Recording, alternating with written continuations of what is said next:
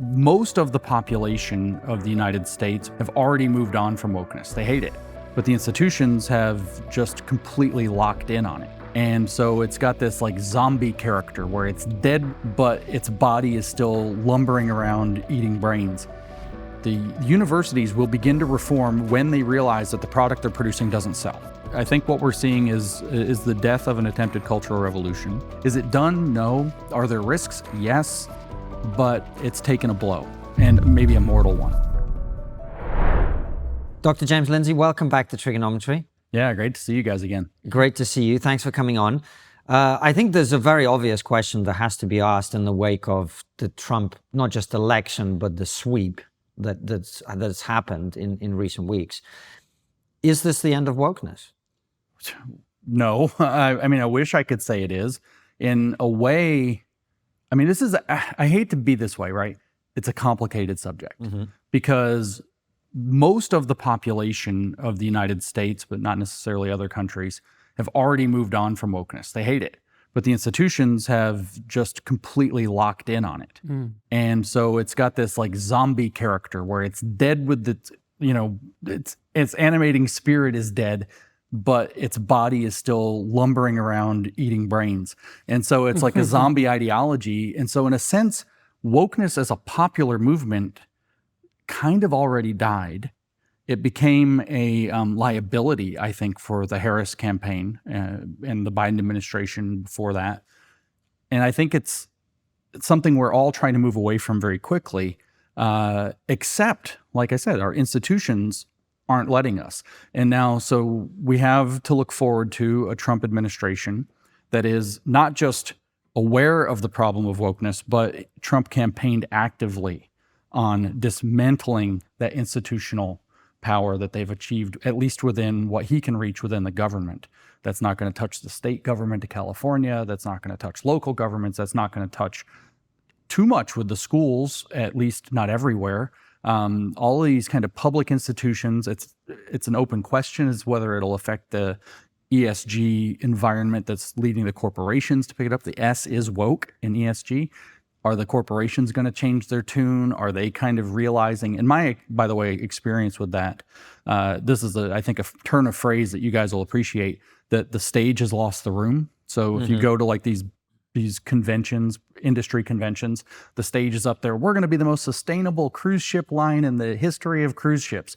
And the room is sitting there, and these are professionals, in the industry, sitting there saying, this isn't going to work. So it's this weird zombie position now.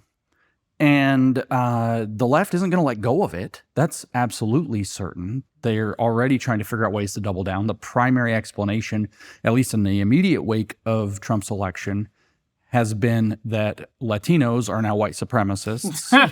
And they have one hammer. Everything's the same nail, right? Everybody's a white supremacist. But those are the crazies, though, James. I mean, what I think we are seeing is that the more sensible people are now a little bit more courageous. Because yes, the center-left has always thought wokeness was dumb.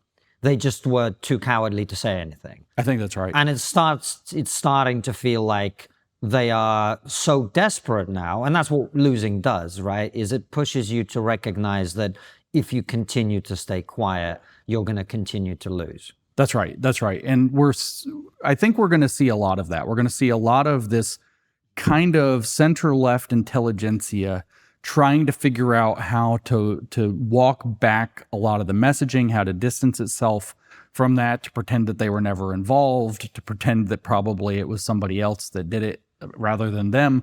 And so woke. So back to the original question, woke has taken a big arrow with this election, I think, of Donald Trump and the movement that rose up around it.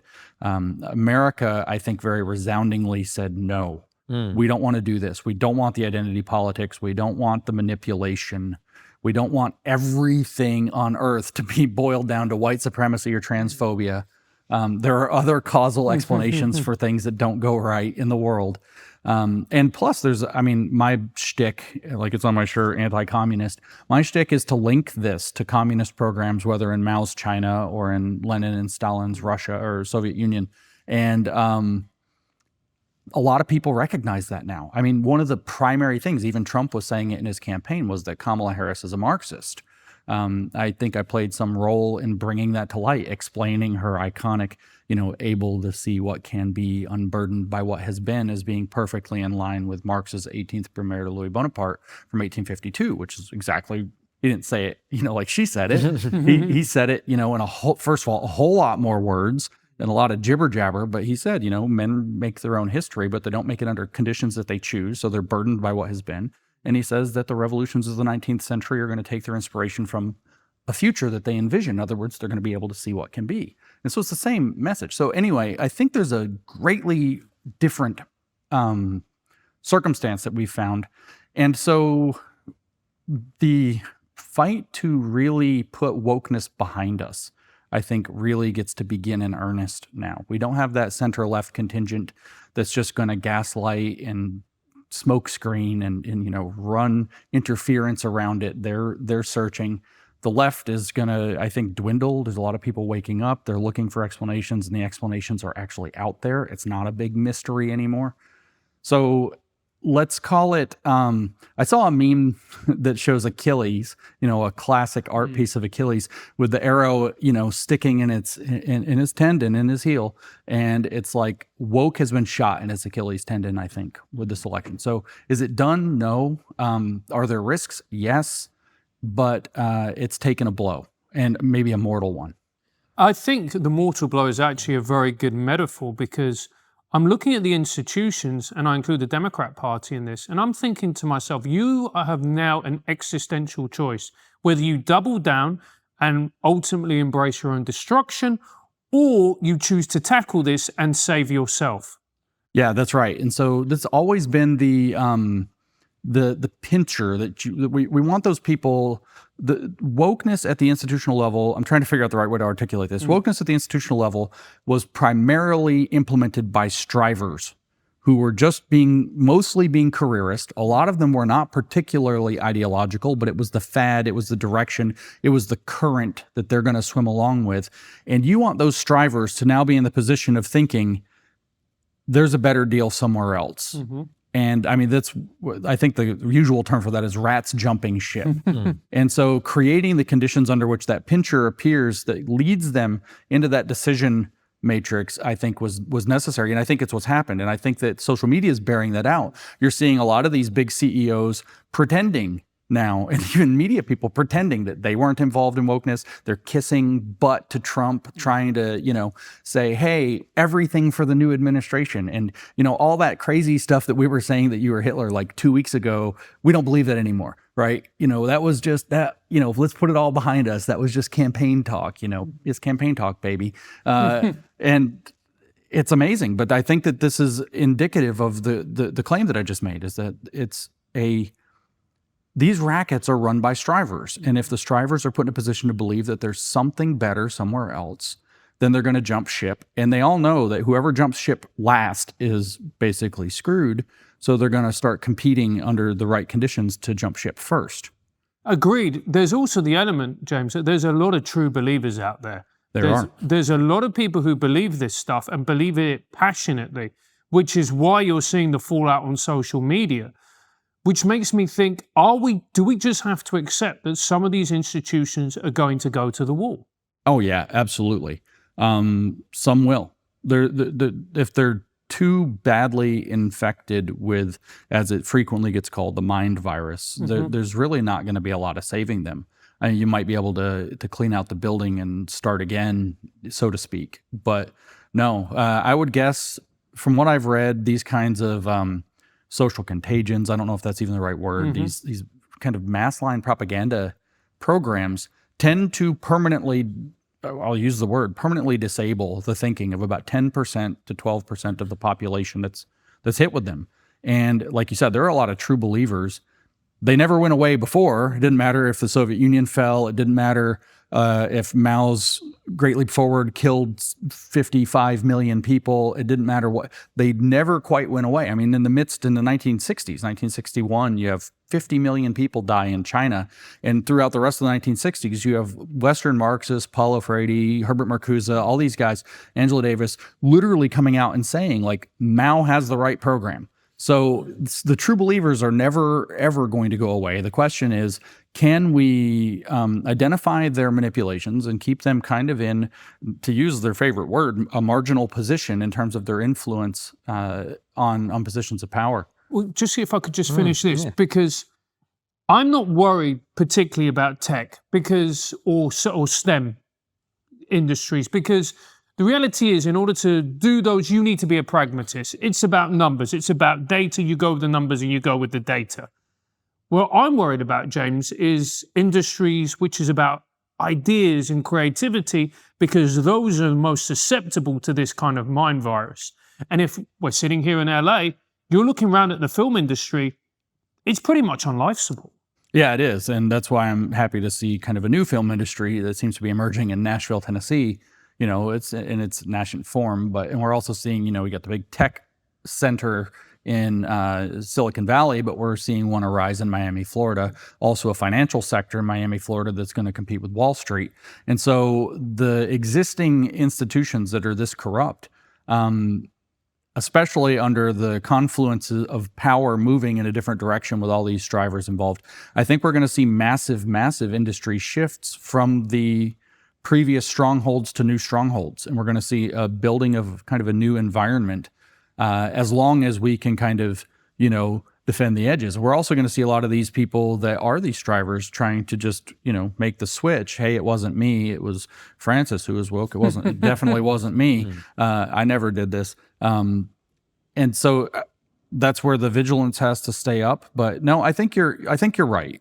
And I think that this is a, what did Joe Biden call it? An inflection point in history. And I think what we're seeing is the death of an attempted cultural revolution and the dawning of a new opportunity to start closing the door on what made it possible. What we don't want is them to regroup and in 4, 8, or 10 or 12 years, you know, come back and be able to relaunch another program that works effectively the same way.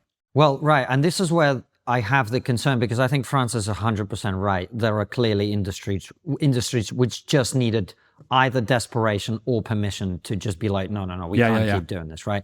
And the business world and tech and others are like that. Permission's actually, just to interrupt, I'm sorry, but no, it's fine. Permission is huge. Yeah. I mean, in 2020, in 19 or whichever it was that I finally realized I was going to vote for Trump for the first time, I realized it was my wife saying that she was going to vote for Trump. She didn't convince me.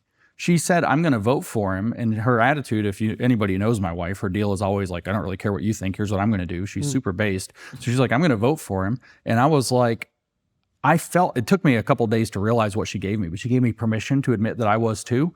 And so when you bring, not to divert you, but when you bring up permission, that's huge. And so these industries are, I know when I say the stage has lost the room, there are a lot of executives in these corporations across all these different industries looking for permission to do something different and get out from underneath the thumb of 26-year-old white women who got too much time in college and got their brains fried by feminist and queer theory. Well, that's exactly the point I was going to make. I think in terms of the business world, you see these giants of industry and finance. Bill Ackman was, before the election was on our show. Elon's obviously been at the front of it. Lots of Silicon Valley guys have been, with the Peter Thiels, the all-in guys, everybody. Yeah, I was just in a room with Peter giving a talk, and he said that there's been a monumental shift in the attitude of what I refer to as the tech lords kind of across the board. And I do suspect it's, partly that they got their eyes open to how crazy it got in the last 4 years, and partly that they finally had that permission to just say, you know what, no. However, all that good stuff taken into account, there are two industries, so to speak, where I'm not certain that the reaction is going to be anything like this. And those are the industries that generated and promulgated wokeness. Academia generated it, and media promulgated it, right? Now, media is an interesting question, but let's start with academia. I mean, I don't know how academia, you're the academic. So like, is that going to happen? Is a shift going to happen in academia? These 94% of people who've been saying DEI and all this other stuff is wonderful, are they going to learn? Well, let me protect my reputation before I answer. I apologize for Former academics. I am putting as much. I thought about giving my PhD back. I don't even know if you can do that. I am definitely, try to put some distance between me and that Sure. burning building. No, academia is not going to reform anytime soon. It will not. That is, like you said, it's whether we want to call it the cradle or the crucible, it doesn't matter. That's where this ideology was cooked up. Yes, there is the argument that the street activists, the community organizers played a part, but there was not just a revolving door. There was literally people working in both positions, professors and street activists at the same time. Bernadine Dorn, for example, from the Weather Underground, was English professor, I believe, or something professor at Northwestern for like the rest of her life after she got out of prison or whatever it is that she did in the late 60s or early 70s. And so academia built this monster. In particular, colleges of education built this monster more than anything else. And a lot of people don't understand that. So that has downstream effects into not just academia, but academia writ large, including the K through 12 education system and the federal and state apparatuses that make education what it is. Well, right. You have to brainwash the teachers to brainwash the kids. Well, this is something, again, to name the kind of trifecta of evil here. Lenin, Stalin, Mao, they all three understood. And I talk about this kind of a lot on social media and elsewhere. They understood that if you want to control a population, the primary things you have to control are education and media. And with education, we can also include, Mao was very diligent on trying to transform the intellectuals, the so-called intelligentsia, which includes everybody who did intellectual work, writers, journalists, etc.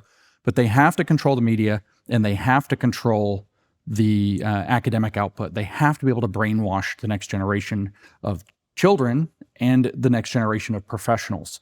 With the second of those, I should say, professionals, being more important to the long march to occupy those institutions. And right. So if maintain their academia power. is not going to reform, what are they going to do you Well, think? Francis said the magic word. These other industries in the world boil down, once they have the permission to do so, to be pragmatic. They have a problem to solve. They want to make whatever it is that they make. If they're driven by passion or vision, they want, like, I think Elon Musk's primary interest in rockets is not to make money. Mm-hmm. Like, he might make a lot of money or he might make some money, but I don't think that's his drive for the rockets, his vision, right? He wants to get humanity to Mars. He wants to build out a communications network with Starlink that's just, the next generation of communications technology. So the man's money, yes, but vision. So whether it's that or whether it's at the end of the day, bottom line, got to make product, got to make money. The pragmatism comes into effect. So the university system, if they decided for whatever reason that they wanted to run a business model like they're a business, like they're an industry rather than an educational program, and let's accept that. They are producing a faulty, defective product that produces liabilities for those other corporations.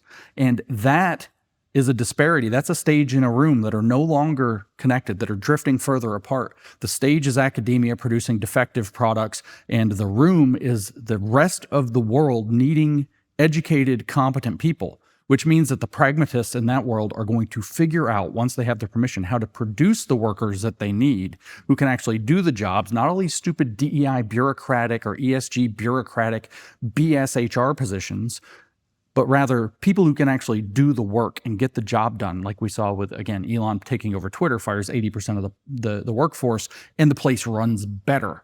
This is, I think, something the industry is going to start doing. This is a shift I'm already hearing from people in industry, is that, they're more reticent, that's a very polite way to put it, to hire college graduates. They're especially reticent to hire Ivy graduates. And so the pragmatists, which means outside of things like the government bureaucracy, the consulting grift, revolving door with a government bureaucracy, outside of that whole kind of like very toxically corrupt sector, which is a very lucrative and big, powerful sector, but outside of that, real work has to get done. At some point, it's time to start moving forward. If we get the ESG environment straightening out, American productivity and Western productivity is going to be unleashed. And these people are going to want to solve problems, make money, put their vision into the world. And they're going to find other ways to find competent workers and to basically tell academia, look, if you want to provide a product, stop providing a broken one and we'll buy it again. In other words, the college degree, because of this mismatch, is going to devalue itself in the professional hiring market outside of kind of very corrupt sectors that will, I mean, they're consequential, so they're going to need work. But I think industry writ large is going to start trying to solve this problem, but they need permission and, so to speak, a runway. Because right now there's, they've parked a 747 across the runway called ESG so that people can't, the businesses can't do what businesses do. Productivity can't take off. But once we can start clearing that out, pragmatism is the need for competent people, the preference for people who didn't go get brainwashed for 4 years and who wasted 4 years of their life getting brainwashed, the preference is going to start to show the other way. And I actually do think that, and I've said this for years now, that the universities will begin to reform when they realize that the product they're producing doesn't sell. That's the impetus that will kick the universities in the pants. It helps with all this stuff legislatures are trying to do and the pressure and all this. It helps. But what's really going to change the universities is when they start to fall. I think the Ivies specifically, and from what I hear, back channel, I think the Ivies are about to realize that they're not doing so well. They haven't quite caught wind of it yet, but I've heard from a number of very wealthy people, particularly very wealthy Jewish people, that the game now is to scout out which universities stood up against all of this madness since October 7th, 23. And the Ivies didn't. So the Ivies are no longer the elite schools. They're looking at things like Mississippi State, which you wouldn't think, or, you know, all these Southern schools. And I think you're going to start to see the bastions that stood up and had different values are going to start to be the ones that rise, that get the big endowments and so on. And Harvard and Princeton and Brown and Yale and Stanford can basically suck eggs because they betrayed a key part of their base and their financial base, and they betrayed their country, and people are seeing it and have had it. So I think there is change coming, but it's last. Everything else will fix first. That's an interesting point you made. Do you think this is going to get ugly, James? Or do you think this is just going to be a gradual transition and it's just going to be a few individual accounts having a glorified tantrum on Twitter? Data brokers collect and sell everything you do online. Your browsing history, searches, even your location. That's bad enough. But did you know they also sell this data to government agencies like the IRS? I'd rather keep my digital life private, which is why I use ExpressVPN. One of the easiest ways for data brokers to track you is through your device's unique IP address, which also reveals information about your location. With ExpressVPN, your IP address is hidden. We've used ExpressVPN every day at TRIGGERnometry since 2019 because it's fast, super secure, works on all devices, and most importantly, it's reliable. Right now, you can take advantage of ExpressVPN's Black Friday Cyber Monday offer to get the absolute best VPN deal you'll find all year. Use our special link, expressvpn.com/trigger, to get 4 extra months with the 12-month plan, or 6 extra months with the 24-month plan, totally free. That's expressvpn.com/trigger to get an extra 4 or even 6 months of ExpressVPN for free. No, they're not going to. I think there will be some of both. There will be sectors in which it's just kind of shrug your shoulders and this is the way it goes, and it'll be kind of gradual, and there'll be some tantrums here and there. But I think through the media in particular, like, that's not getting better yet. There are things that have to happen before our media environment gets better. The universities, you talked about true believers, that's where they live. That's their natural habitat. That's where they have been incentivized and brought in. It's like they have their own little fortresses, and they've collected there. So they're going to throw a full blast fit. When Reagan got elected in 80, a lot of things happened all at once. The Fabian socialists worked very hard to figure out ways to infiltrate and derail his kind of most based initiatives. They very successfully, in some ways, derailed the programs that he wanted to put into place. The academia, if you read the academic literature from the 80s, the woke literature, they went bananas, and it was like pedal to the metal to produce academic papers, which even, just in the wake of the election, we're already seeing people say academia needs to go on a full blast study to figure out how so many Americans are white supremacists or whatever it is, and, continue to be wrong. So those things are going to happen again. There will be attempts to infiltrate Trump's administration, supposing there's not worse, because they really don't want him in power. And there will be attempts to, like I said, to infiltrate and derail it. And there will be attempts from academia, which is completely poisoned, and from K through 12 education to completely drive people away from supporting his initiatives to subvert and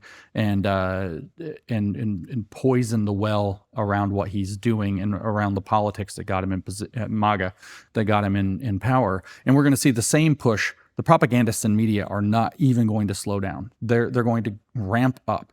And there's not to get technical and into the weeds, but there's a very, very simple reason for that in the United States, which was in 2012, the Smith-Mundt Act was modernized. Smith-Mundt Act was passed in the 40s. In the wake of World War II, to prevent the intelligence community from using American broadcasters to propagandize American citizens. Mm-hmm. And it was probably done anyway, Operation Mockingbird and whatnot, but it was at least prohibited by law, creating some barriers and obstacles and challenges for that kind of a project. However, in 2012, under the Obama administration, they modernized it to account for the effects of social media and the impacts of social media and the realities of social media. And in the modernization, they effectively just kind of deleted the part about not propagandizing the American people. And so why would they stop running government propaganda against us? So and maybe that changes if there's a complete overhaul of the intelligence community by a Trump administration, but I think he's going to find a lot more barriers to that initiative than he wants to. So those two sectors that you brought up, education / academia writ large and media, will not just be tantrums here and there. I do think what we'll see, just to keep the metaphor though, is we're going to see the stage and the room moving further and further apart the longer they do that. Yeah, it's interesting that you said that, because whilst you were talking, I was thinking about Reagan, and look, correct me if I'm wrong, I'm not an American. Trump to me seems a far more divisive figure than Reagan, number one. And Reagan never had to contend with social media. Right. And also the Smith-Mundt thing. He also didn't have to contend with a hostile, whether we kind of call it a deep state, a counter state, intelligence apparatus, whatever. He didn't have to deal with a relentless propaganda push to inflame and drive insane a population about him. So Reagan was a much more widely accepted figure. I mean, in 84, he won, 49 states in his election, which, Trump, what was it? No counties, zero counties. Zero counties went further to the Democrats, or to Harris, I should say specifically, than they went to Biden. Zero. So every single county in America moved away from the Democratic presidential pick in the last 4 years. Every single one. Talk about, a mandate, right? But I don't know that actually Trump is this more divisive character. I think that's actually very difficult to tell, because we have Trump and then we have the Trump derangement media creation about Trump. And I know that Trump is coarser than Reagan was, and Reagan was very smooth in his delivery, very smooth in his speaking, very generally likable.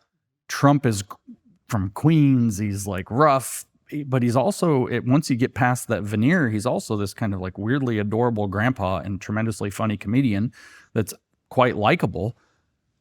But the media have turned him into a figure. So I don't know which is more divisive. And I believe in the DARVO, the deny, attack, reverse the roles of victim and offender, which is it's how psychopathic abusers flip the story when they get caught. I don't know whether Trump is divisive, or if the DARVO that the media put out, which we call Trump derangement syndrome, which Trump says it destroys the mind and then it destroys the body. He's funny. So I don't know which one it is. I don't know that he's more divisive or if the environment is more divisive that he's in. I mean, to be fair, like, January 6th would never have happened with Reagan, and the rhetoric, stop the steal and whatever. I don't think Reagan would have used that language. And I think every single person sitting around this table would agree that January the 6th, the events of that were unacceptable. Yeah, I mean, January 6th was one of the grandest events in stupidity in recent American history, which has some competition for that title. It was also, I mean, I think increasingly clearly bait. It appears that there is enough evidence to start to conclude that it was orchestrated to go as badly as it went. The whole thing with Nancy Pelosi and the National Guard, and people are rightly questioning, but the way that Trump spoke was not how Reagan would have spoke about that. And yes, he called for peaceful, and yes, he called for go home and all of that, but a little late in that game. Again, obviously, agents provocateur were playing parts as well. So it's a complicated situation. I certainly believe that it was ill-advised for people to do what they did on that day. Well, fortunately for all Americans, this election wasn't close. And that was the first relief, actually, I think, for anyone who cares about this country, whether they're a citizen or not, watching it. But I think your point about the divisiveness is something that we should zoom in on, because we went along to the Trump rally in Madison Square Garden just to observe it, really. And that's when I think there's a little distinction that I hadn't quite realized, that those of us who consume American media and thereby conclude about things about America don't understand. I think most people assumed that the media were hyperbolic. In other words, the media were lying by exaggerating. But when we went there, I realized they weren't lying by exaggerating. They were just lying. They're just lying. They were just lying. Outright. They were just lying. So when they said that he was Hitler or anti-Semitic or whatever, and you go to a rally where you see loads of Jews and Israel flags, and the Israel, people who talk about Israel get the biggest rounds of applause, and all of this is the biggest response. Then you realize, actually, they've just been lying, straight up. Yeah. Did he call out, did they turn off the cameras? Did he point at the cameras and say the light just went off? Because he watches those, I don't know how he has this level of attention. He watches those, because I speak a lot, and he watches those cameras like a hawk. And so I've seen him speak a number of times, and he just points at the cameras. He's like, oh, fake news, CNN just turned off their camera, like the light's gone. So he starts saying something, and it would totally exonerate whatever, off the cuff remark he made, make it make sense, and camera goes off. So there's lying by every means that you can think of. Exaggeration, outright just lying, just making things up, destroying the relevant context, omitting the relevant context. I mean, just unbelievable. And they did that very consistently. However, I think we're in a moment when I don't think that they can continue to do that. And here's why. I think, first of all, Elon buying Twitter changed everything. It did. Then this was, what I call the podcast election, the first one. Yeah. But the next one is going to be much more a podcast election than this one. That's inevitable. So if they're going to keep lying, they're going to keep lying to an increasingly smaller and smaller echo chamber. Right. Their lies are going to be exposed faster and more powerfully. And ultimately, I saw some shifts that were already happening with Zuckerberg and Jeff Bezos and others, just starting to come to the realization that this model isn't going to work anymore. Right. So if academia is kind of going to double down until they run out of money, basically, do you think the media is actually going to change course here? The mainstream media I'm talking about. Some of it will. So this is really interesting, because like you brought up Elon buying Twitter, and I think that's a game changer. Sure. And now, now that the election's over, we heard Harris's rhetoric beforehand. People openly speculated that the goal will be to absolutely do whatever they have to do, including, trying to prosecute Elon Musk to regain control of their media echo chamber. They're still, of course, going to push disinformation. They're going to run the line that it's foreign influence, which is true. There is a lot of foreign influence that comes that way. So, how we have to control that? So let's control everything, right? That's going to be the play. But they need to control that. But this is a line from Brett Weinstein. He gives a lot. It's one of his best lines, in my opinion, that he says that, you have 0 and you have 1, and 1 is a very special number because it's the first number, speaking of whole numbers, it's the first number that's not 0, right? So you go from a completely controlled media environment where, glimpses of the truth sneak through before they get banned, and then you have one where people can literally live stream the truth as it happens, right? So 1 is a very special number. And I want to extend Brett's idea because you mentioned Zuckerberg and you mentioned Bezos, and you've seen their shifts, whether those are cynical or whether those are legitimate. I don't know. I'm not going to make a guess. I can't speculate. I tend towards cynical interpretations of things right now, but hopefully I'm wrong. But the thing is where 0 and 1 are, 1 is a special number in that 1 is a literal universe away from 0, the absence to the presence, a universe away. 2 is a universe away from 1. And then 3, 4, 5 is different because 2 is where competition is born. There is no competition. And so if that is the case, and I don't know it is the case, but if it is the case that Zuckerberg, Bezos, et cetera, are starting to think differently, or even if it's just a cynical play within that space, a true competitor to X or Twitter for a space where the truth is happening. People are seeing that, Twitter or X, I guess, performed better during election night than ever before. It's getting ratings better than any media outlet currently.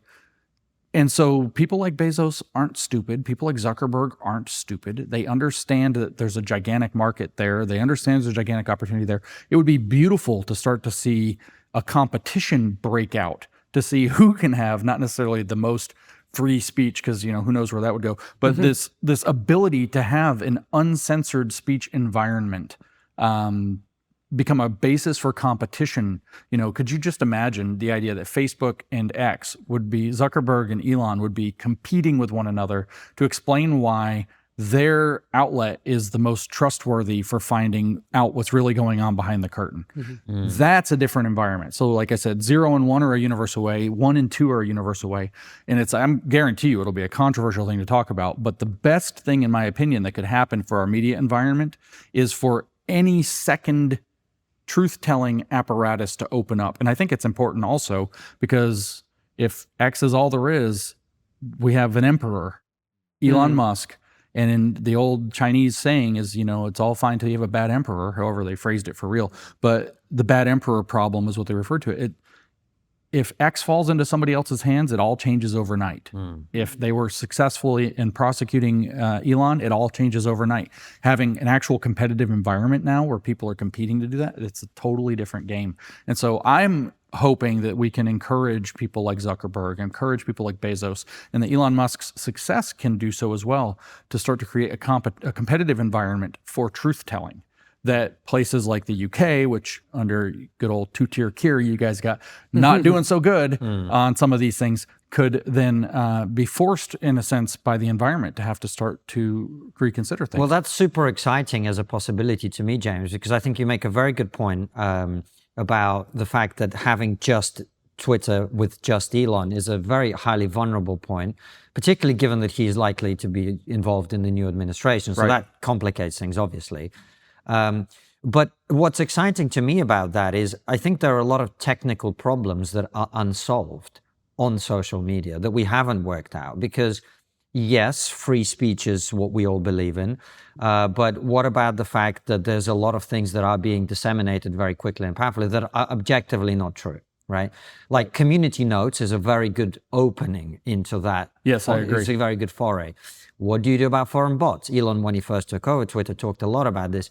We know that, there are a lot of people who are getting engagement that is not genuine, is not authentic, and it totally misrepresents the reality as a lot of people perceive it. That's right. So there are a lot of technological problems with social media that remain to be fixed.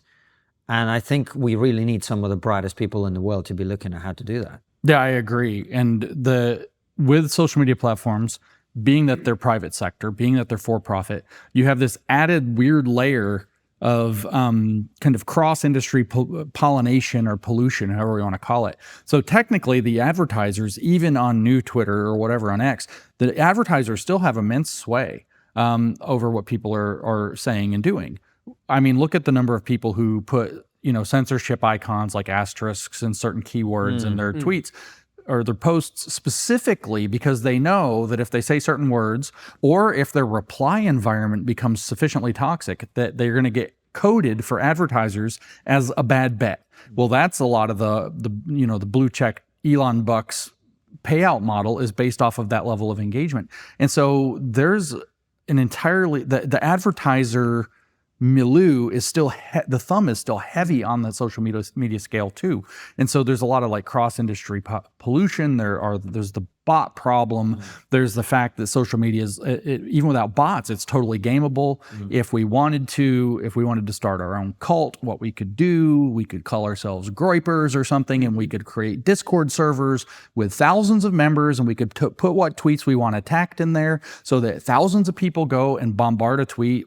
It used to be called a Twitter storm or a pylon, all artificial. The left did it perfectly. The woke right does it perfectly, to introduce a new term, I guess. And then the other side of that is you can put in the tweets that you want promoted. So somebody can say, yeah, but did you think about the Jews? And then it gets 700,000 likes or something like that. Not really that many, 7,000 likes in an hour, because it's in a Discord server with thousands of people creating an inorganic activity, which might include lots of people, all of their secondary burner accounts, and bot farms that they may run or own or pay for, so that you can create a highly manipulated false view, a manufactured reality like the left like the postmodernists talked about, like the left weaponized for the last 10 years.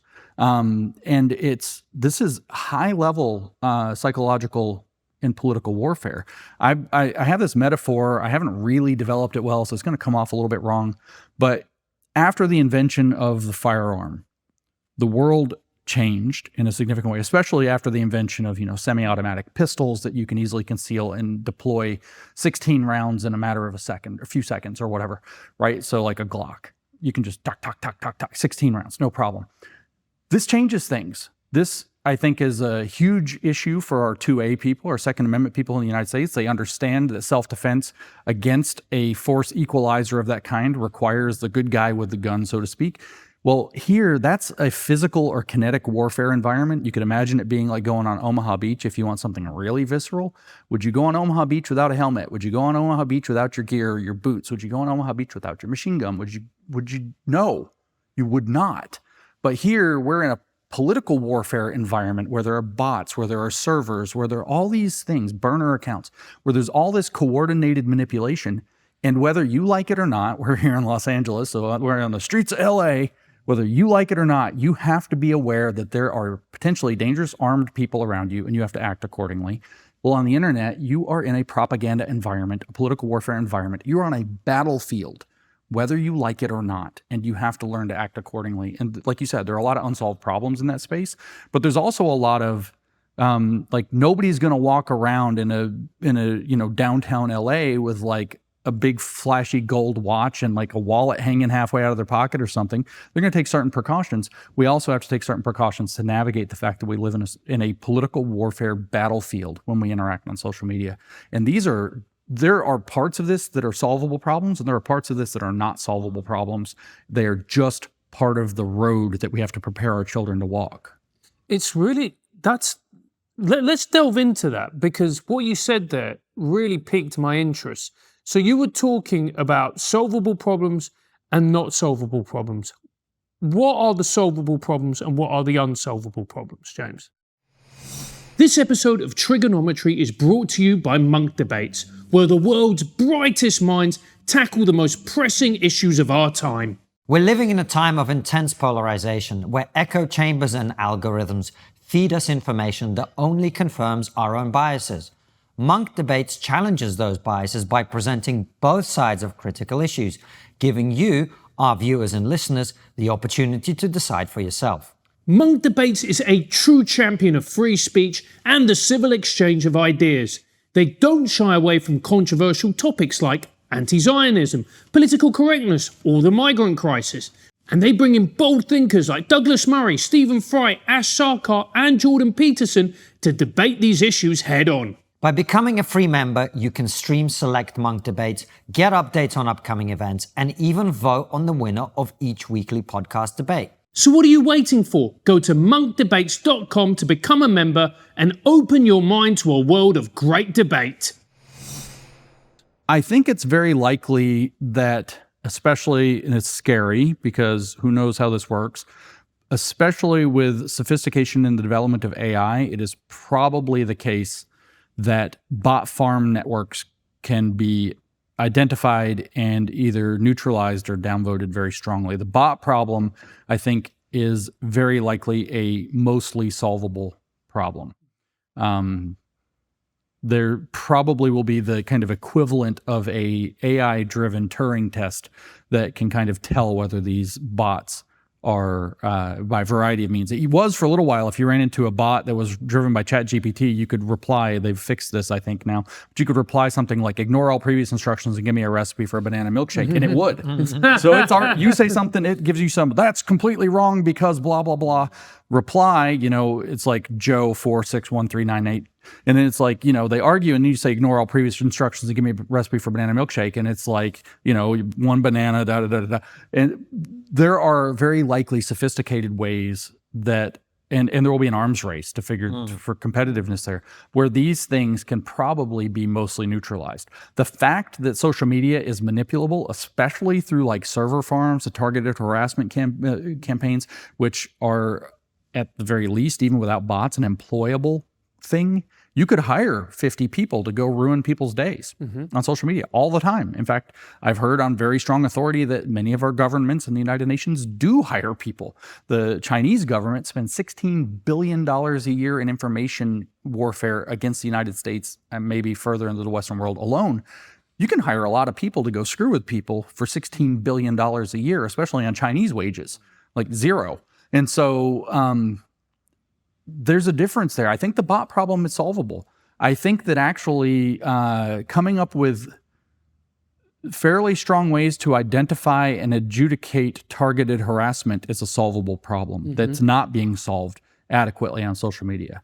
Right now, there are lots of players that engage almost entirely in targeted harassment campaigns on social media. That's probably a solvable problem. But the fact that we're going to be open to political warfare, that we're going to be open to propaganda, that we're going to be open to foreign influence is at best partially solvable.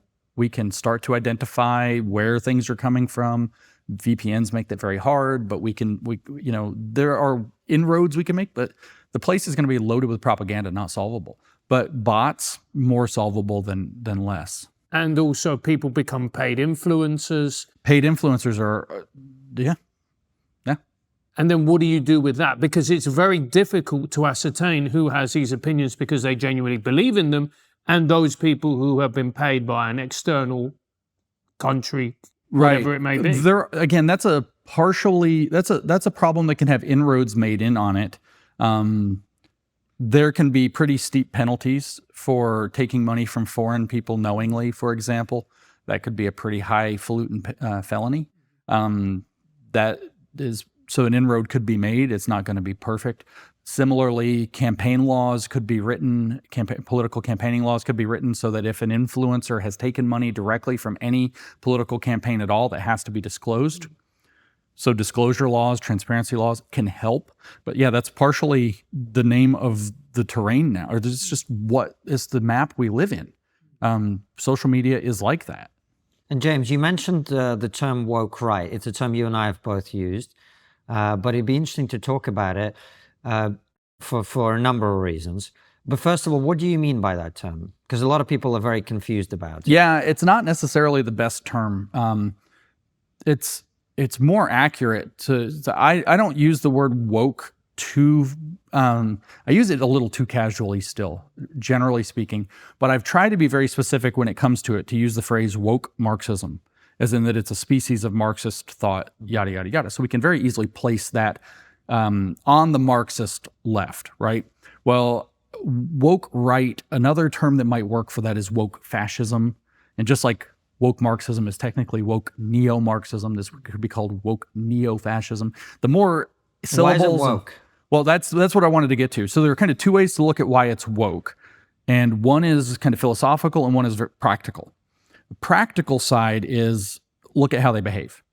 They behave exactly like the woke. There's the targeted influence campaigns. There's the manufacturing of what the postmodernists called legitimation by parology or whatever. They create the illusion that there's massive support for this and massive distaste for that, using social media manipulations like we just talked about.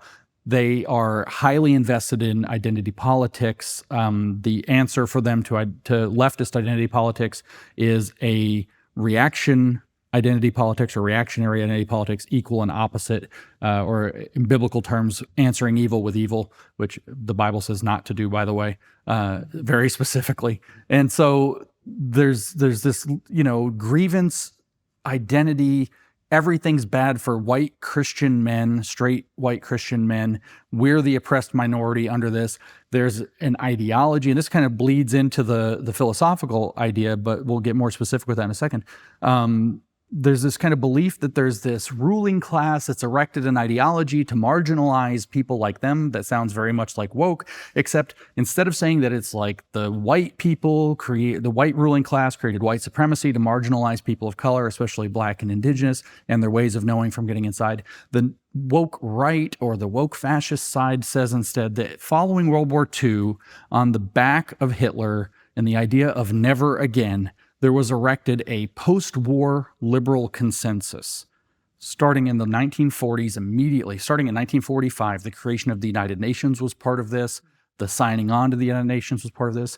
They assigned Bill Buckley, to having done a route to drive the true conservatives to the margins so that a false post-war liberal consensus conservative movement could rise up, the neocons, and hold them out. So the neocons become this kind of hegemonic force within the conservative faction that edges out so-called true conservatism and these more dangerous, so to speak, ideas like fascist ideas, like Carl Schmitt's ideas about unbound executives and friend-enemy politics and so on, that these ideas all had to be pushed to the side on the pretext that World War II or a Adolf Hitler can never rise again. And so therefore, the true conservatives who represented conservative politics and kept at bay the beast of the left, which they say is that the right's true function is to keep at bay the left. In other words, to have a war, right versus left, with everybody in the middle, I guess, taking fire in the crossfire. But they believe that this post-war liberal consensus and the neoconservative movement literally was designed to marginalize their perspectives and to keep these other more radical right-wing ideas out of play. So this is a very woke way of thinking about the world, that there was a structural construction of the social and political and cultural environment designed to exclude people like them in order to be able to achieve certain political agendas. And now they believe that they've woken up to these ideas. Woke. Mm-hmm. They've found them again. They've read the forbidden philosophers, Carl Schmitt, Julius Evola, James Burnham, and so on. They've read these things, and they're bringing back a true conservatism that was excluded from politics roughly since the end of World War II on the bogus pretense of preventing the rise of another fascist like Hitler or Franco or Pinochet. And so there's a very practical explanation for why they're woke, but especially their behavior. Lots of lying, lots of character attacks, lots of saying no enemies to the right, but they don't actually even attack the left that's their enemy, so to speak, at all. They only attack other conservatives, lots of power plays, lots of manipulative, speech. And then there's the philosophical, deeper aspect. Why woke? What does woke mean? Woke up to a structural politics that marginalizes people like me, and we need to band together in solidarity, no enemies to the right, in order to be able to create a powerful enough oppressed coalition to flip over the power structure by putting ourselves at the center and claiming power for ourselves. This is explicitly woke, having a critical consciousness about the way the world is organized. Tucker Carlson, for example, if you listen to Tucker, a lot of people really like Tucker. Tucker is pretty critical of America. He's not doing a Howard Zinn critical America theory. Howard Zinn being the one who wrote the People's History, so the Marxist history of the United States, propaganda. He's writing a different critical history of the United States. Well, the Constitution was, not really adequate to prevent all of this. There is a post-World War II liberal consensus or world order that we're all being made subject to. Well, look at how America was involved in all of these things. America bad, America bad, America bad. Also, the UK was pretty bad too, and America bad, America bad. There's this kind of constant critical negativity. You see some of these characters, I mentioned Tucker Carlson, but you see some of these characters like Stephen Wolfe, who wrote the book The Case for Christian Nationalism, has put multiple times on social media, and I don't know what he said in public talks. I've only heard one of his public talks, but you see him on social media saying more than once that he has adopted critical theory specifically for his own purposes and to his own ends. He was recently saying on social media, somebody sent it to me, so I have to, I guess, confirm this, but he was saying that, in fact, the critical theory he uses is not the perverted version of critical theory that the left has used. It's its own more correct version of critique that goes back before the left, yada, yada. And so how do you not call the attempt to awaken a critical consciousness of the power structure that you believe has delegitimized your movement? How do you not call that woke, when woke means having awoken to a critical consciousness that there's a structural force that has delegitimized people in your political positionality? It's the exact same thing, unfortunately. It's just pushing a people in place kind of driven fascism as opposed to a we're going to end all oppression by becoming the oppressor's communism. It's very well explained, and that's kind of why I have been calling it, even though I'm not sure it is the best term, but the behavior is the same, right? It's quite obviously the same. Victimhood, cancel culture, lying about history, all of this. Rewriting history, lying about people, digging up people's past to cancel them. It's unbelievable. The one complaint that people have made about that I do think is valid is that they're not comparable in terms of influence and power. The woke left control for a period of time controlled what felt like everything. The woke right isn't anywhere near that level of influence at all. And frankly, I wonder whether, having talked about it as much as you and I have, we've maybe drawn too much attention to a very small fringe. Because when we went to the Trump rally, I didn't see it. I talked to a lot of people there. I listened to all the people on stage.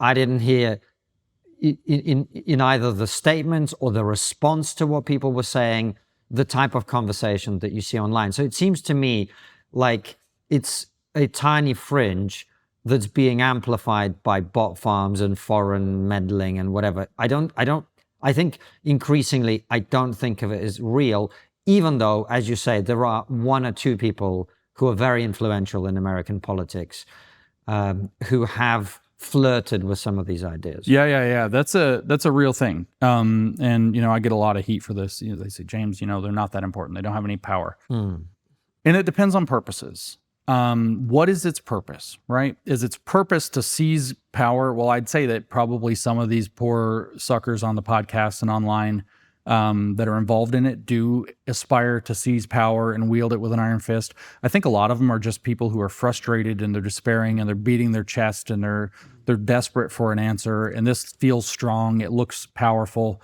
And, it gets them clicks. It gets them caught up. They have their little, like you said, these influence networks, the bots.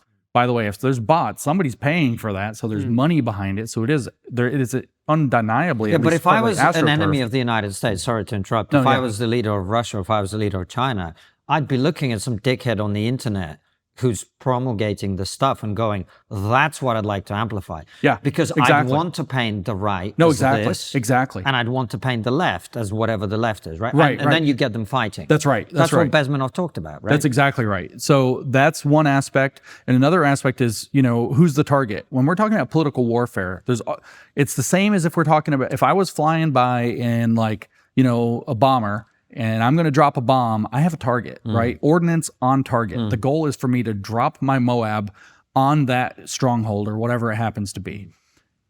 Well, there's a target in political warfare too. With COVID-19, for example, the target was literally the population of the world. Everybody was a target. That was a universal target. Fine. there are smaller targets too. You can target a very niche population, as a matter of fact, if you want to. In this case, what I'm looking at is an attempt to take a very effective and largely unified conservative movement and put a wedge in it and split it to get conservatives fighting with conservatives. And it doesn't have to be conservatives, really. It could be this whole broader anti-woke coalition. You want that coalition broken apart. Another thing that you might want to do is, now that the Democrats have scared the living crap out of Jews with their broadly written response to the events of October 7th, 2023, you don't want, if you're a political operator, you do not want Jewish money and Jewish lawyers and Jewish power landing in the Republican Party, because that's not going to work out really well. So you want to keep those people isolated and politically homeless.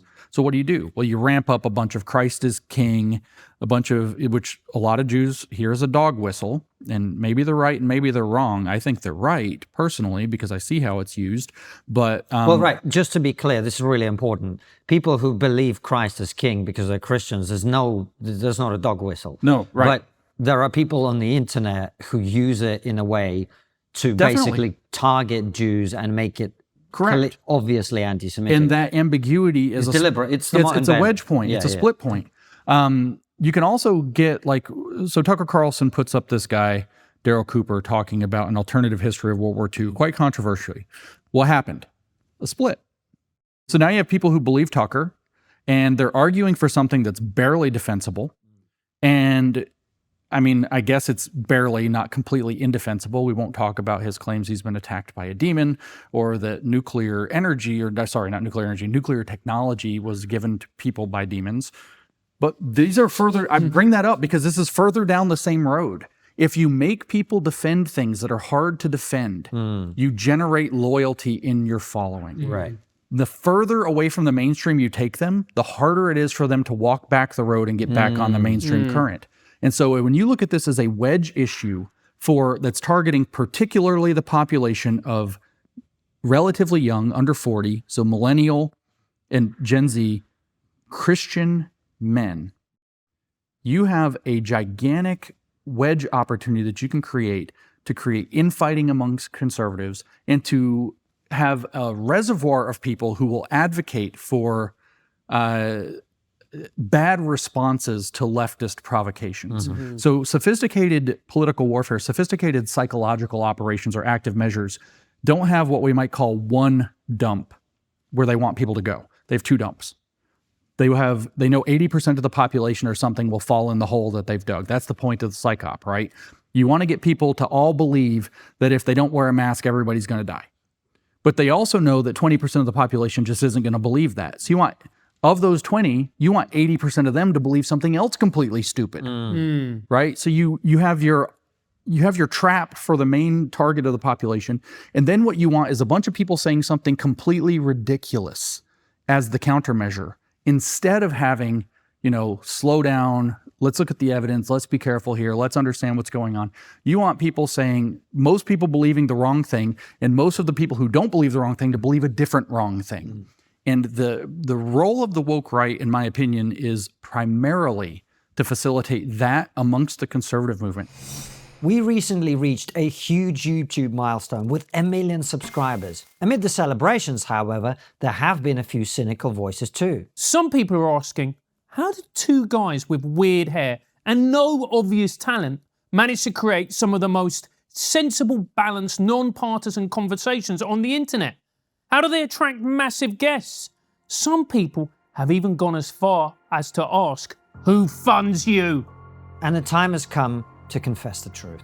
For the last 6 years, we've only been able to produce the show because of financial support from some nefarious, problematic people of highly questionable moral integrity. You. Many thousands of you. That's why the show no longer looks like a Beatles tribute act doing a seance. Now it looks like this, and this. The guests keep getting bigger, the conversations keep getting better. And this is just the beginning. We're excited to announce that we will be moving our locals community, including all bonus content, to our new home at Substack. If you're already a supporter, your subscription will be moved over automatically. As for the rest of you, this is your chance to step up and join us as we go to the next level. Give me money! chill out, mate. We need a bit of finesse here. What he's trying to say is that the show will only keep getting bigger and better with your help. You already know about the bonus content we have for supporters. For just $7 a month or $70 a year, you get ad-free extended interviews with a chance to ask our incredible guests your questions. But with Substack, you're going to get a lot more. Insightful articles on upcoming guests, a weekly newsletter, the ability to chat with each other on the app, both privately and in threads. You'll also be able to connect your podcast listening app like Spotify or Apple Music and enjoy the extended ad-free interviews on the go. Your support will mean that we will be able to do more incredible US and other overseas trips with bigger and better guests. That means more phenomenal extra content for you as we get the best minds in the world to talk about the issues that truly matter. No bullshit, no fudging, just an honest conversation with a fascinating person. Plus, I'll be able to afford a proper haircut. He's not going to get one, but at least he'll be able to afford one. Good point. Click the link and join 40,000 people like you to make the show you love better again. So that all being the case, do you think the overwhelming election of a center-right president, who's actually politically quite moderate and very, very pro-Israel, with a huge coalition, way outside of traditional conservative is politics. that going to kill this thing too, the woke right? Maybe. I hate to be complicated, but it depends a lot on what happens. If its primary objective is to create a reservoir of people who will advocate for the wrong thing under leftist provocations, then we can expect to see leftist provocations, which are they going to flip out that Trump was elected? Yep. Are they going to possibly try to deny his certification? Maybe. Are they going to possibly refuse to do a peaceful transfer of power? Maybe. Are they going to try to possibly come up with some legal pretext for why, he has to be disqualified? Maybe. Who knows what kind of attack? Are they going to do massive street violence? Maybe. And if you have a fairly influential and large contingent of conservatives ready to take that bait and push other people to take that bait, you don't have Ray Epps standing outside the Capitol saying it's time to go into the Capitol. You now have a micro movement ready to bring thousands upon thousands of people into the wrong direction and to attack anybody who says, don't do that, that's a bad idea. And so that becomes a very volatile moment, right? Because even though they're very small, what their argument gets to be is people like Konstantin and Francis and James advocating for us being sensible, using legal means, taking our time, staying home from, don't take the bait. They just have no solutions. They're just controlled opposition. They just don't want anybody to be able to, they're just trying to continue their neocon politics, which it's a lie, or their Jewish influence or whatever it is that we're accused of, and Russian operator for you, obviously. And so that will be influential to enough people to where you might end up with the pretext for political violence that then can start to spiral.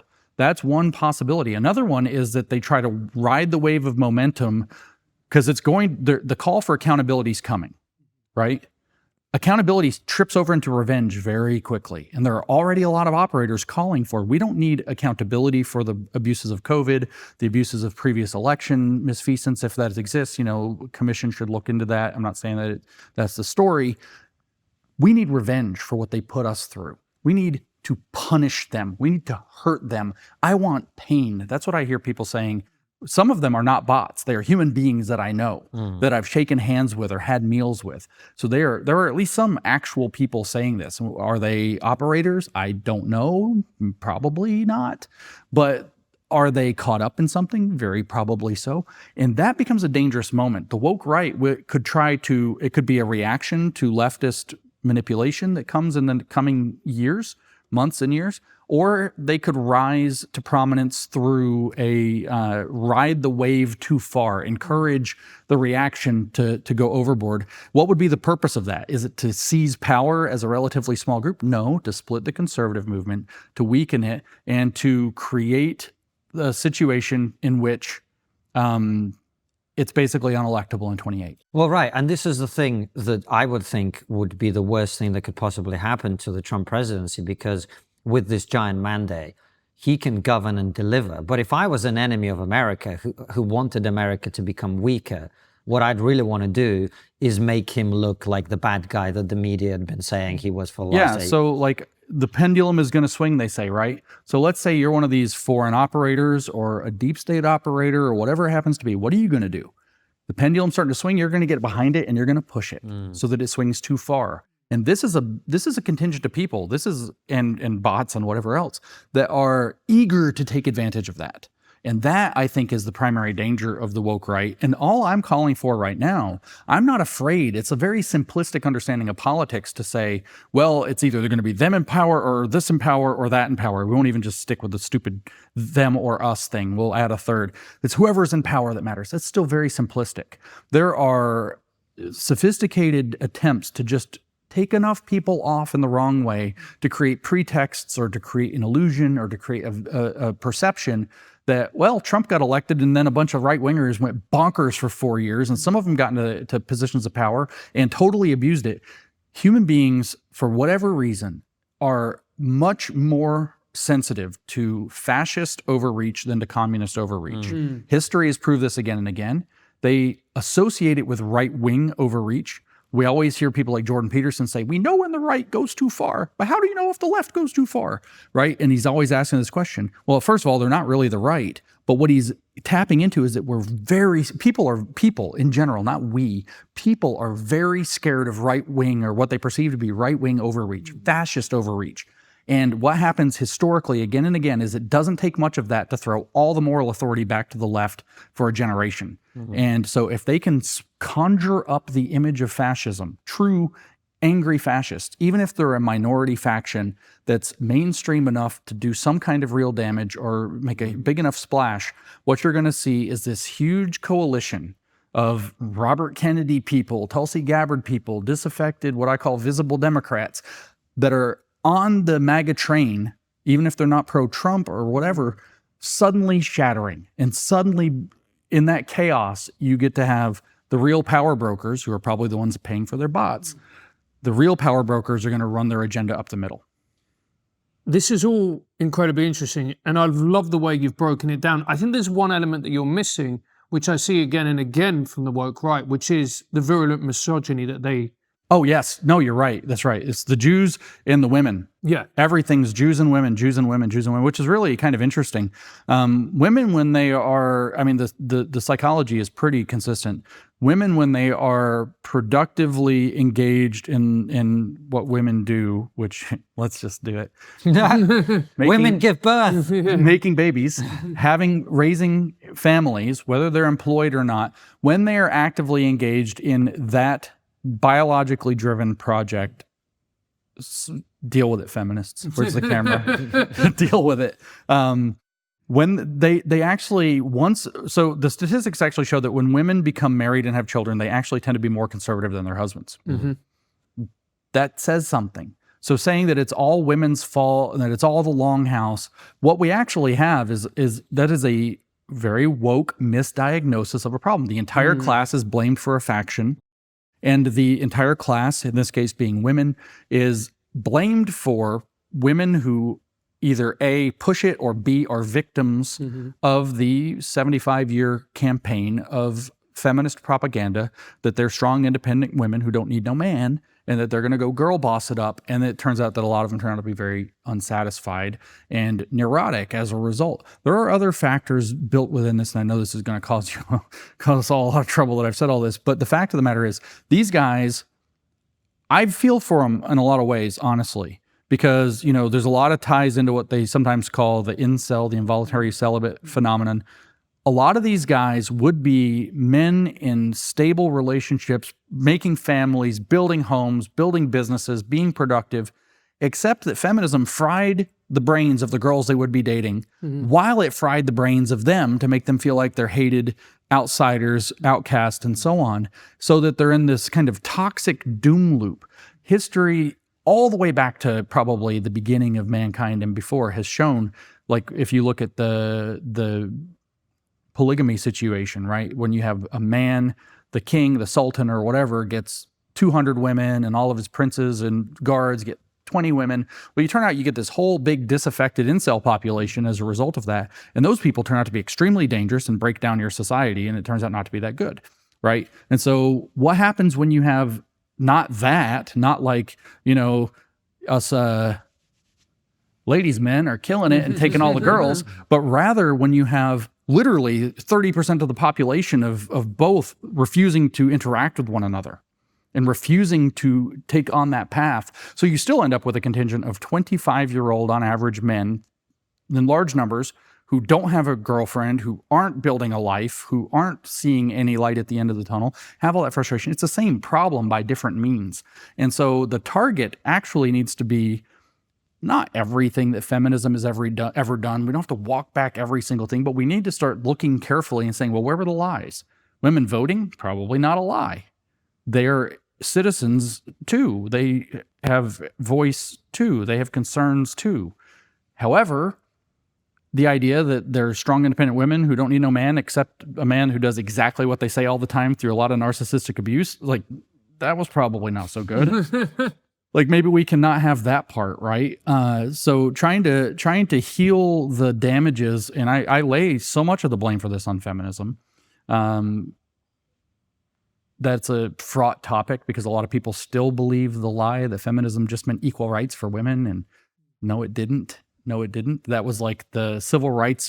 Every one of these Marxist movements has a civil rights veneer and a radical center, and that the radical center was the problem. Civil rights veneer wasn't the problem. And then what you end up with is the reaction pit that comes out. But yeah, it's not just hate for the Jews and blame for, it's also this rampant, angry rage at women that's actually misdirected rage that should be directed at, frankly, feminist propaganda. And when you look at the amount of women that actually vote Democrat, and they will look at this type of rhetoric coming from the right, and they'll think pretty correctly, why am I going to want to be associated with these group of people, even though I agree with some of these ideas, who are just rampant misogynists and hate me? Yeah, right. So I usually classify this under the meme that often goes with the conservative parties, which is we've tried nothing and we're all out of ideas. So they look out and they say young women aren't voting for us. And so rather than figuring out, well, maybe I should go talk to young women and figure out what young women are interested in, what they need, instead of, maybe actually doing the hard political work there, the answer is, well, let's take away their vote. Mm-hmm. So what's going to happen? Yeah. When your conclusion is, well, let's disenfranchise them because they don't do what we want. Well, they're just going to create more of the problem, right? So in game theory, these are these kind of, vicious spirals. It's the exact same thing that the whole woke right phenomenon is designed around. The point of these dynamics is to create a left-right polarity that fights and interacts with each other such that you get not a spiral, but a spiraling out. So that you get a game theoretically that you get a vicious spiral. It's like the prisoner's dilemma, iterated prisoner's dilemma, right? So, if we agree, we both get, a little bit of money. If you cheat me, but I agree with you, then you get a lot of money. And if we both cheat each other, we both lose, right? Okay, so that's defecting. So if we both defect, or if you defect, my tit for tat strategy is supposed to be that I defect back. Right? So the feminists defected on men, so the men defect back on the women. Well, it turns out that one of the stable solutions of the iterated prisoner's dilemma game, unfortunately, is defect, defect, defect, defect, defect, defect, defect, defect. Everybody just continues. There's no forgiveness. Everybody just blames the other side for the previous defection, doesn't look back at how it all started and tries to find a resolution and get back to the game. Well, what happens? Lose, lose, lose, lose. It's all losing. It's a vicious spiral into complete loss. And the goal of these woke left, woke right political dialectical dynamics is to create that situation. One class defects, the other class defects, and the only thing that they do is continue to defect on one another so that you spiral out and have a broken society and nothing. The answer has to be somewhere to wheel it back, figure out where the first defections took place, do a whole lot of forgiveness of bad behavior for both sides in the intervening time, and not to do a great reset by all means, but to figure out how we get back on track to what is actually necessary and leads to reconciliation and healing. Well, very well said. I think the great hope is that given the scale of the victory that Trump achieved, he's able to come in and just govern and deliver the things that he promised. That's right. If he can just do half of what he promised, the country is an outsider just talking to a lot. I don't see how anybody would vote for the Democrats if Trump did the things that the people just voted for him to do. Oh, right. Yeah, look at Florida as an example. Right. Where Ron So if he DeSantis can just did that. govern, if he can do the things that he promised, at least half, then I think all this stuff is likely to fall away. Yeah, as long as they can't do their own long march into the institution. So it's not academia, but political power that they're going to try to march into. Fascists are historically not just, Marxists are skeptical of intellectuals, except for their own, right? The vanguard, as Lenin called them. Fascists hate intellectuals. Fascists put intellectuals, well, it was Pol Pot, put intellectuals on, he was a communist, Pol Pot took all the intellectuals and put, and everybody wore glasses because they might be intellectual. And, well, he'd be wrong in my case, yeah, right? and put them on box springs that were electrified to kill them all. But fascists are very, very, very down on intellectuals. So we can kind of anticipate that they're not going to go into academia, that they're going to try to gain political power instead, that they're going to go into bureaucratic apparatuses. They really like bureaucracy. Yeah. And so as long as Trump can govern and create enough awareness in the team around him to make sure that there's not a political long march to the institutions that's being successful, I think that you are 100% right, and that we're going to see a very pro-America, Americana, whatever we want to call it, Americanist, whatever popular movement rise up and be able to box out woke on both sides and move America and then probably most of the free world forward again. Amen. All right, James, thanks so much for coming on. We're going to head over to Substack where we're going to ask you questions from our audience that they've submitted. Before we do, we always end with the same question. What's the one thing we're not talking about that we really should be? Before James answers the final question, at the end of the interview, make sure to head over to our Substack. The link is in the description to see this. Do you have a view on the recent decision of the British government to pause a freedom of speech in universities law passed by the previous Conservative government? Famously, the left came to the realization that a Trotskyist revolutionary moment was never going to happen and opted for the long march through the institutions. Can it be now reversed and that reversal maintained? I've visited recently both Japan and Korea, and the pro-Trump sentiment in both is off the charts. Well, the thing is, a lot of people are talking about it now, like we just talked about. I actually think that the one thing we are not talking about enough is, in fact, this woke right problem. Maybe I've just become too close to the paint on it, but the fact that the pendulum can be made to swing artificially back to the wrong place, that, hey, we're just going to ride the enthusiasm and the wave of winning and everything's going to be great, that there's not clear discussion about the risks of that, or that the belief that our side could be subverted. As a matter of fact, maybe that's a better answer, since we just talked about the woke right and nullified me. Both sides are infiltrated. We're not talking about the infiltration on the right. To use just the two sides, I don't like the right-left thing. The anti-woke conservative coalition, the Trump, the MAGA, whatever it happens, whatever we're talking about, that movement is infiltrated too. Communists infiltrate everything. So and I'm not being a paranoid weirdo. It's what they do. Look at Lenin. Best way to control our opposition is to become the opposition ourselves. Look at the rules for radicals. Look at the discussion of all of the different communists. We're going to dress like Republicans so we can talk like anarchists. This is a running theme with them. So to think that there are not agents provocateur on our side, many of whom are going to be pushing this particular woke right line, is incredibly naive. To think that when the Fabians infiltrated the cabinet around Reagan to make sure his administration was limited in its ability to make America great again 1980 style, we're not talking enough about how there is an infiltration guaranteed. Even if the woke right didn't exist, there is a guaranteed operation that's going to take place to get the wrong people around Trump to make sure that he cannot govern like we were just talking about. And so we need to be talking about the realities that our enemies are more sophisticated than left versus right, that the people funding them do not care if they destroy the Constitution and gain power through their left hand or through their right hand, that they're going to take either way. So those are mixed, that's a mixed bag, but we need to be talking a lot more about, and not like, Spider-Man memeing each other all the time. It's you, you're controlled opposition.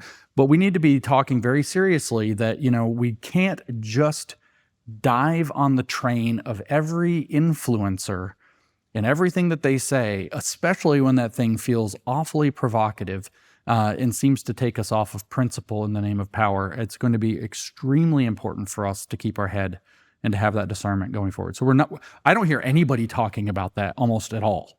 Tens of people. And it feels like 2014 with the woke. Tens of people speaking up about it in 2014. And we need millions, frankly. Millions of anti-communist, anti-fascist people. Or Deng Xiaoping. Nobody's talking about Deng Xiaoping. That's the whole game. James, it's been a pleasure. Follow us over to Substack, where you get to ask James your questions. Are Tucker Carlson and Candace Owens good faith actors? Why or why not?